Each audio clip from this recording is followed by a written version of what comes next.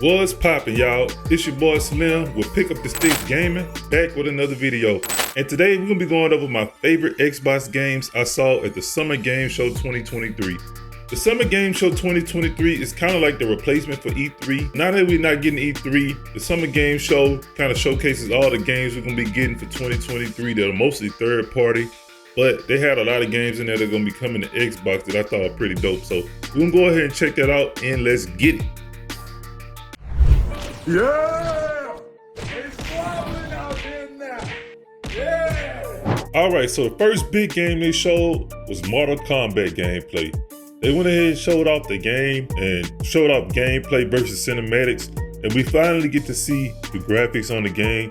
A lot of people not excited for the graphics. They thought that it's going to be a bigger leap because it's the next generation game. Being that the game is built using Mortal Kombat's own in-house engine, I don't think we're gonna see a big leap in the graphics versus Street Fighter and Tekken, which were built using Unreal Engine 5. So maybe on the next game, we'll see a bigger update in the engine.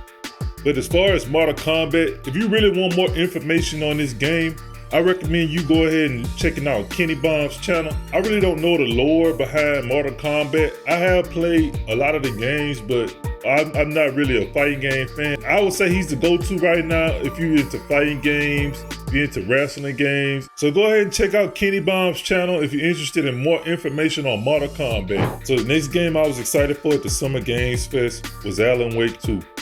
They showed off a little bit more gameplay.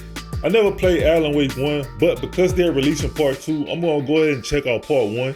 They recently remastered part 1, so I'll go ahead and check that out, and then I'll go ahead and check out part 2 as well because the gameplay looks very good, looks very next gen, pretty good graphics, so I'm gonna go ahead and check that out once it comes out. But this is Alan Wake 2. Alright, so it looks like Sega's gonna be making another Sonic game.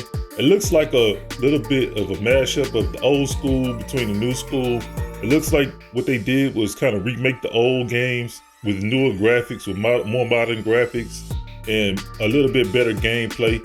Looks like they have all the characters and a couple new characters in the game as well. This is gonna be a good game for the older gamers who may have a little bit of nostalgia from old Sonic games and things like that. So if you're a Sega fan growing up and you had Sonic, this will be the game for you. Now, as you can see, Tails, Knuckles, Sonic in the game. I don't know who that pink girl is, but you know, she's in the game. So if y'all interested in it, y'all go ahead and check out that new Sonic game as well. All right, so next up is Exo Primal. Exo Primal is an upcoming multiplayer game from Capcom. It's like a dinosaur shooter, and it's pretty dope. I played the demo, and I enjoyed the game. It's right up my alley. Like I've been saying on my channel a lot, I more enjoy multiplayer versus single player games, and this is right up my alley. Right now, Exo Primal is gonna be doing a collaboration with Street Fighter 6. They're gonna be bringing some of the characters from Street Fighter 6 into Exo Primal. And the biggest thing about this game is it's coming to Game Pass day one. So I'm definitely gonna be having gameplay from this game on my channel. That's gonna be Exo Primal. It's gonna be coming to Xbox Game Pass day one. And it's definitely gonna be a banger for the system. So a lot of people probably gonna laugh at me for putting this game on my list, but I'm really excited for this game, Pale World. I really don't like regular Pokemon, but seeing Pokemon having guns, it looks fire. And the biggest thing about it is they kind of have it in that third person open world type gameplay where everybody been waiting on this type of game for Pokemon. To be honest, having Pokemon or creatures with guns, this place is gonna be pretty fire. I'm pretty excited for this game too. I've seen pictures of this game everywhere, but it's the first time they're showing off true gameplay of the game. So I'm really excited for this. It's gonna be going into open access January 24th, so I'm gonna definitely check out this game once it goes into early access. The next game on my list is Prince of Persia. Now I'm more excited for this game, more so that they're reviving the Prince of Persia IP. I'm not really into side-scrolling games. So I'm not really into the side-scrolling Metroidvania style games, but it looks like it's gonna be a good game for the people who enjoy those type of games. The graphics look real good, combat looks pretty fluid and pretty action-oriented, and it has some pretty good puzzles from what I've seen in the trailer. So people who like those side-scrolling Metroidvania style games, y'all love this new Prince of Persia game that's coming out. The next game I'm interested in is Path of Exiles. Path of Exiles is like a Diablo style game. It looks pretty dope. It doesn't look as good as Diablo 4, but it looks like it has the same formula as Diablo. So it looks like that's gonna be interesting. It's part 2. I never played Path of Exiles 1, but I'm interested in checking out this one. So that was coming out July 28th, and I'm gonna check out Path of Exiles 2. So Lies of P is another game that's gonna be coming day 1 to Game Pass, and I have to say it's probably one of the best looking games I've seen this generation. Lies of P is a Bloodborne style, Dark Souls style game. It has that Dark Souls style combat, and it has the art style of Bloodborne. So it should be an interesting game if you're into those Souls-like games. They did release a demo at the Summer's Game Show, so if you're interested in playing it, you can definitely go download that demo on Xbox Series X and PS5. So I am going to be downloading that demo, and I'll go ahead and post some gameplay of the demo, how I feel about the game. I'm definitely going to be playing this game when it does release in Game Pass day 1. So the next game on my list is Sandland. Sandland is a game from the creators of Dragon Ball, and this game looks very interesting. It kind of looks like an open world desert type game. They have like open world spots. They have spots where you're driving a tank.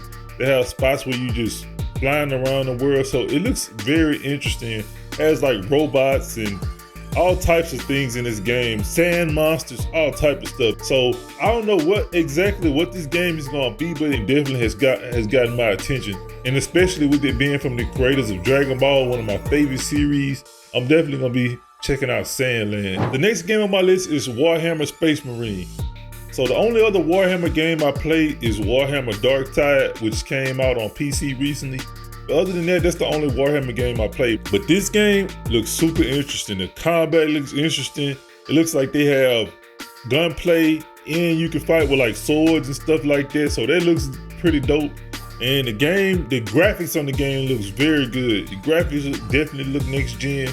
Looks like you can play this game co-op with multiple players. So that's right up my alley. Or you can play the campaign with multiple people.